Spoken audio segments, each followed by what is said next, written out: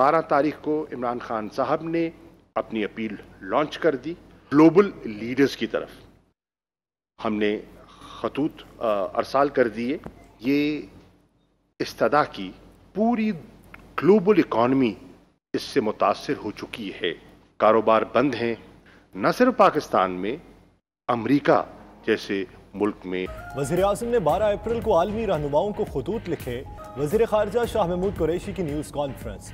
मज़ीद कहा, दुनिया में आमदन गिर रही है, अखराजात बढ़ रहे हैं। कर्जों में रिलीफ से तरक्की याफ्ता ममालिक को भी फ़ायदा होगा। सेक्रेटरी जनरल अक़वाम मुत्तहिदा ने इमरान खान के मुतालबे को सराहा।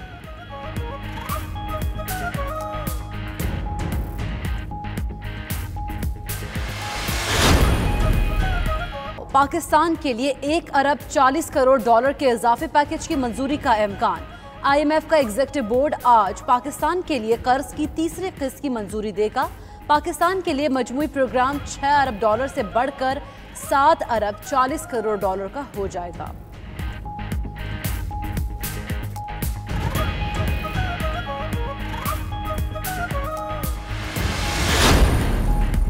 कौम के जज्बे को सलाम। तमाम पाकिस्तानियों और अफवाज पाकिस्तान को सलाम। सेनेटर फैसल जावेद का ट्वीट, कहते हैं वज़ीर आज़म फंड में अब तक 1 अरब 49 करोड़ रुपए के फंड्स मौसूल हो गए। 92 न्यूज़ से गुफ्तगू करते हुए कहा कि 92 न्यूज़ की टेलीथॉन कमाल थी, बहुत अच्छी फंड रेजिंग हुई। 92 न्यूज़ की टीम ने वर्ल्ड कप 92 वाली टीम की तरह बेहतरीन किरदार अदा किया। वज़ीर आज़म इमरान खान कहते हैं, कारोबारी सरगर्मियां बंद होने से मईशत पर पड़ने वाले मनफी असरात का मुकम्मल इदराक है। जिन सनतों को खोलने की इजाज़त दी, उनके लिए जामे SOPs भी सूबों के साथ शेयर किए हैं। वज़ीर आज़म इमरान खान से वफाकी वज़ीर फ़खर इमाम, सानिया नश्तर और वज़ीर सनत पंजाब मियां असलम इकबाल की भी मुलाकात।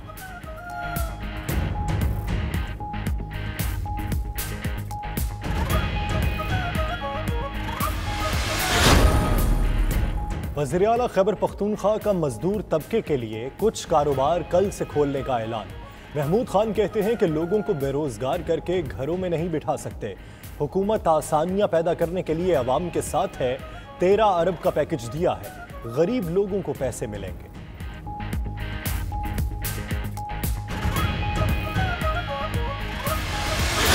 में भी टेस्ट नहीं। सिंध में जो भी आना चाहता है वो यहाँ के कवानीन को अपनाए। मुराद अली शाह कहते हैं, समाजी दूरी बहुत ज़रूरी है। इस वक्त अपने लोगों की सेहत और ज़िंदगी का सोच रहा हूँ, कोई तनकीद करे तो करे। वज़ीर आला गाड़ी खुद ड्राइव करके एयरपोर्ट से सक्खर पहुँचे।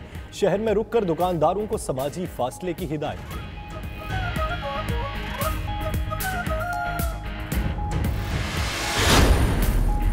वज़ीर आज़म ने लॉकडाउन में नरमी आवाम की जिंदगियों में आसानी अशियाए ज़रूरिया की फराहमी के लिए की। फिरदौस आशिकावान का ट्वीट, तमाम शहरियों को हुकूक व फ़राइज़ में तवाज़ुन पैदा करना होगा।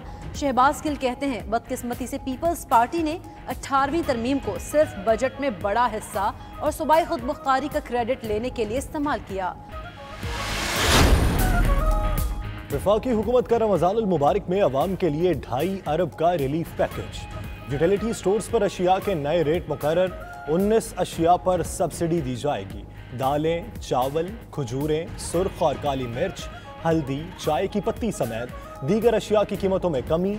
नए रेट्स का इत्तलाक कल से होगा। शेख रशीद कहते हैं, सफेद पोश तबका ज्यादा तकलीफ में है। सूबों में इत्तफाक राय की जरूरत है। काबीना इजलास में मशवरा दिया था, मसाजिद में 5 की बजाय 50 अफराद भी नमाज पढ़ सकते हैं।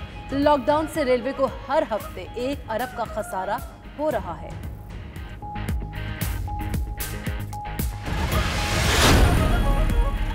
वज़ीर आला पंजाब उस्मान बुज़दार का लाहौर, शेखुपुरा और गिरदो नवाह के शहरों का फ़ज़ाई दौरा। लॉकडाउन पर अमल दरामद के इक़दामात का जायजा लिया। वज़ीर आला ने मार्केट्स और कमर्शियल सेंटर्स की बंदिश का भी मुशाहिदा किया।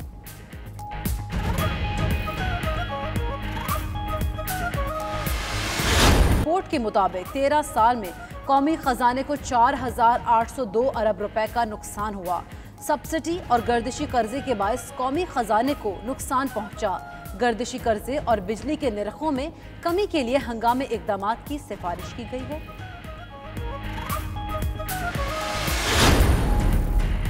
शहबाज शरीफ नैब के रेडार पर। नैब लाहौर ने अपोजिशन लीडर से वरासत में मिलने वाली जायदाद की तफसीलात तलब कर लीं। बैरून मुल्क असासे और बैंक अकाउंट्स की तफसीलात भी मांग लीं। फैमिली को दिए जाने वाले और मौसूल होने वाले तहाइफ बारे भी आगाह करने का कहा गया है।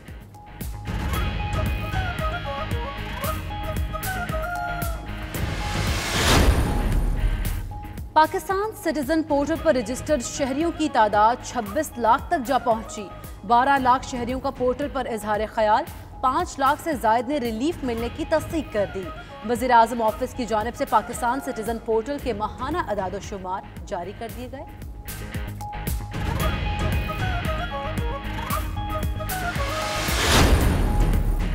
वफाकी हुकूमत chairman Karachi port trust Jamil Akhtar को ओहदे से हटाने का नोटिफिकेशन वापस लेने के लिए तैयार। इस्लामाबाद हाई कोर्ट ने हुकूमती इस्तदा मंजूर करते हुए केस निपटा दिया।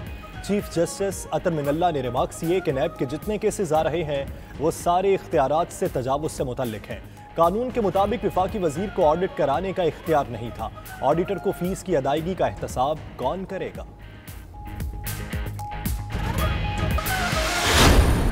और स्टेज ड्रामों में बरजस्ता जुमलों और म्यूजिकल पैरोडीज के जरिए खुशियां बिखेरने वाले नामवर अदाकार बब्बू बबराल को बिछड़े 9 बरस बीत गए।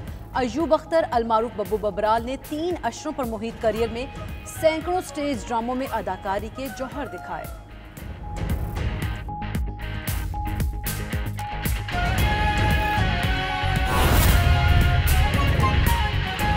कर रही है और ये ज़्यादा ज़रूरी इसलिए भी हो गया है कि मैंने पिछले कुछ दिनों के अंदर सुना है ज़िम्मेदार सियासी लीडर्स जो हैं उन्होंने भी कुछ ऐसी बातें की हैं कि कोई कोऑर्डिनेशन नहीं है। ये अल्फाज इस्तेमाल किए गए, कोई कोऑर्डिनेशन नहीं है। तो मैं आपको ज़रा सी तफसील में बताना चाहता हूँ कि कोऑर्डिनेशन कैसे की जा रही है। और जितने भी लोग पाकिस्तान में इमरजेंसी सिचुएशन के अंदर काम करते रहे हैं उन सब की मुश्तरका राय ये है कि आज तक पाकिस्तान की तारीख में कभी भी किसी इमरजेंसी हालात के अंदर इतनी ऑर्गेनाइज तरीके से, इतनी मुनज़्ज़म तरीके से आपस में कोऑर्डिनेशन नहीं की गई जितनी आज की जा रही है। वफाक, तमाम सूबे, आज़ाद जम्मू एंड कश्मीर, गिलगित बल्तिस्तान, सबके दरमियान नेशनल कोऑर्डिनेशन कमेटी इस निज़ाम के ऊपर जो सबसे बड़ा फोरम है वो है। वज़ीर आज़म चेयर करते हैं। तमाम सूबाई वज़ीर आला और आज़ाद कश्मीर के वज़ीर आज़म जो हैं वो उसके अंदर शिरकत करते हैं और उसके अलावा कुछ वफाकी वज़रा भी होते हैं। मेरी गिनती के मुताबिक आज NCC का 9वां इजलास था, यानी कि जब से ये फोरम बना है तो पिछले 1 माह के अंदर लगभग 9 दफ़ा इसकी मुलाकात हो चुकी है। तो आप सोच सकते हैं कि ये कोई हफ्ते में कोई तकरीबन औसतन 2 दफ़ा मुलाकात होती है। मैं ये भी बार बार लोगों को याद दिलाता हूँ कि इस वक्त ये लोग जो शिरकत करते हैं, जो सूबाई वज़ीर आला हैं, आज़ाद जम्मू एंड कश्मीर के वज़ीर आज़म हैं, ये 4 मुख्तलिफ सियासी पार्टियों से ताल्लुक़ रखते हैं। गिलगित बल्तिस्तान और आज़ाद जम्मू एंड कश्मीर की इस वक्त हुकूमत मुस्लिम लीग नून की है। सिंध की हुकूमत इस वक्त पीपल्स पार्टी के पास है। बलूचिस्तान अवामी पार्टी से ताल्लुक़ रखते हैं बलूचिस्तान के वज़ीर आला, और पंजाब और खैबर पख्तूनख्वा और वफाक में तहरीक इंसाफ की हुकूमत है।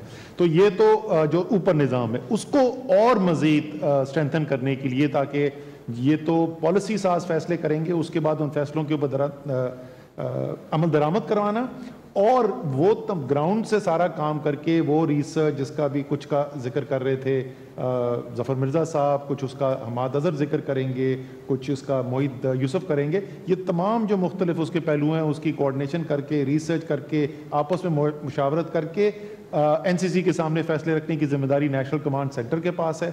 नेशनल कमांड सेंटर रोज़ाना मुलाकात करती है। रोज़ सुबह 10 बजे हम मुलाकात करते हैं और जब से नेशनल कमांड सेंटर बनी है ये हर रोज़ मुलाकात हुई है, चाहे वो हफ्ता हो या इतवार हो, रोज़ाना मुलाकात होती है। कुछ हम उसमें वफाकी वज़रा हैं, उसके अलावा तमाम सूबों के चीफ सेक्रेटरीज होते हैं वहाँ पर, गिलगित बल्तिस्तान और आज़ाद जम्मू एंड कश्मीर के भी, ये तमाम लोग सब बैठते हैं। इसके अलावा एक्सपर्ट अगर कोई ख़ास चीज़ जिस तरह जो नई टेक्नोलॉजी, ये भी बड़ी खुशाइन बात है, आपको अगले 2-3 दिन में हम तफसील बताएंगे कि इससे मुकाबला करने के लिए जो मुख्तलिफ इक्विपमेंट जो बनाने हैं, जो मुख्तलिफ मेडिकल जो सप्लाईज देनी है, वो पाकिस्तान में किस तरीके से हम डेवलप करने की कैपेसिटी बना रहे हैं। उसके लिए हमने फवाद चौधरी साहब को बुलाया हुआ था और मुख्तलिफ लोग इस तरीके से आते रहते हैं। उन फैसलों के ऊपर अमल दरामद करवाना और वो तब ग्राउंड से सारा काम करके वो रिसर्च